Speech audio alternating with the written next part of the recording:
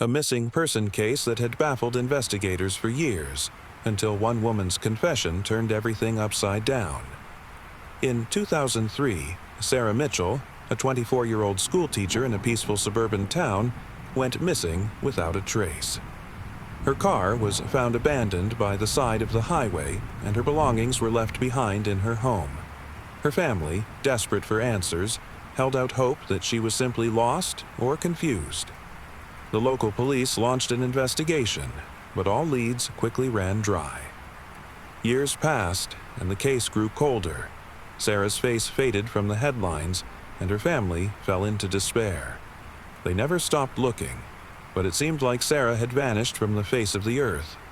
Then, in 2018, 15 years after her disappearance, a woman named Jessica Morgan, who had been living across the country in Oregon, walked into a police station. She was visibly anxious and trembling. She'd come to confess something that had haunted her for years. Jessica told the police she had known Sarah well. She explained that she had been involved in an underground drug trafficking ring. Sarah had unknowingly crossed paths with the gang after witnessing a deal gone wrong. Fearing that Sarah would expose them, the group decided to abduct her. Jessica said she had been too scared to speak out at the time, but now, weighed down by guilt, she couldn't live with herself anymore.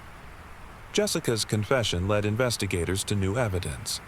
A hidden note in Sarah's diary that hinted at a secret meeting she had planned before her disappearance. With Jessica's help, the police traced the drug ring, and several members were arrested. The investigation found that Sarah had indeed been a victim of a criminal syndicate that had tried to silence her. Sarah's body was never recovered, but her family finally got the closure they needed.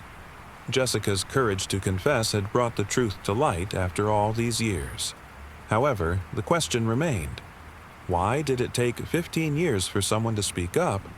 Was Jessica simply trying to clear her conscience, or was she hiding something more sinister?